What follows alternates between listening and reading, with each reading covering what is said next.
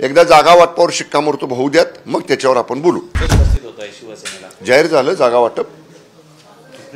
जागा वाटप जाहीर व्हायच्या अगोदरच तुम्ही अशा पद्धतीनं म्हणजे माझं विनंती आहे माध्यमांना, जोपर्यंत अधिकृत कुठलाही पक्ष बोलत नाही, महायुतीचे प्रवक्ते बोलत नाहीत, कुठल्याही पक्षाचे जबाबदार नेते बोलत नाहीत, आपणच बातम्या चालवता ह्यांना एवढी जागा मिळाली त्यांना तेवढी जागा मिळाली, हे बघा चर्चा सुरू आहे आणि चर्चेतनं योग्य मार्ग निघल।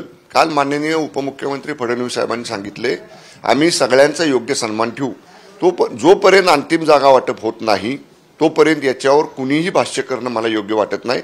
त्यामुळे आम्ही आमची भूमिका महायुतीचे जे काही प्रमुख नेते त्यांच्यापुढे मांडलेले, एकदा जागा वाटपावर शिक्कामोर्तब होऊ द्यात, मग त्याच्यावर आपण बोलू। शिवसेनेचे ज्येष्ठ नेते रामदास कदम यांनी भाजपवरती टीका केल्याचं पाहायला मिळत आहे। ते अप्रत्यक्ष म्हटलेले आहेत की ज्या पद्धतीत त्यांच्या मुलाच्या मतदारसंघात रवींद्र चव्हाण यांच्याकडून हस्तक्षेप होत आहे, केसाने गळा कापू नका, विश्वासघात करू नका असं देखील ते म्हणतात। मी माननीय रामदासभाई काय बोलले ऐकलेलं नाही किंवा पाहिलेलं सुद्धा नाही।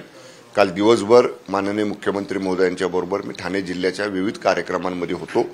मी योगेश कदम साहेब माझे चांगले मित्र आहेत, विधिमंडळातले आमचे सहकारी आहेत, मी त्यांच्याशी बोलतो, नेमकी काय अडचण त्यांच्या मतदारसंघामध्ये आहे ती समजावून घेतो आणि समजा काही गैरसमज झाले असतील त्यांच्यामध्ये आणि माननीय मंत्री महोदय चव्हाण साहेबांच्यामध्ये तर जरूर त्यातनं चर्चा करून योग्य मार्ग काढला जाईल। शिवसेना किती जागांसाठी आग्रही आहे?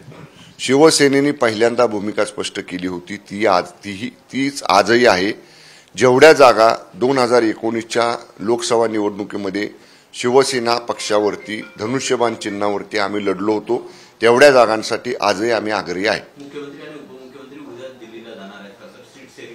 मला याची कल्पना नाही।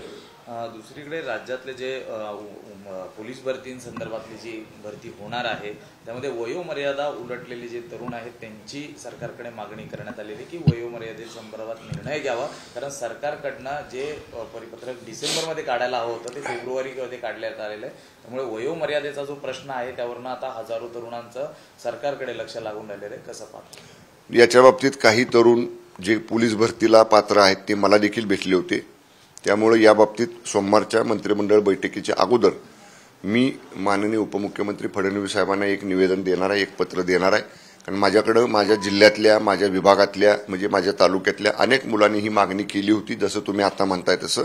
अंतिमतः याचा निर्णय माननीय उपमुख्यमंत्री आणि गृहमंत्री फडणवीस साहेब घेणार आहेत। सोमवारी या बाबतीतलं जे निवेदन मला मुलांनी दिलेले ते आणि त्याच्यावरती माझं एक पत्र मी माननीय फडणवीस साहेबांना देणार आहे।